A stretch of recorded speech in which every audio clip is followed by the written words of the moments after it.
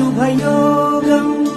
రఘువంశ రామయ్య సుగుణాల సీతమ్మ వరమాల కైవేచు సమయాన శివధనువు విరిచాకె వధువు మది గెలిచాకె మోగింది కళ్యాణ శుభవీణ కళ్యాణం వైభోగం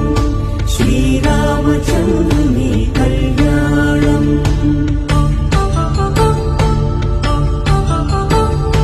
కళ్యాణం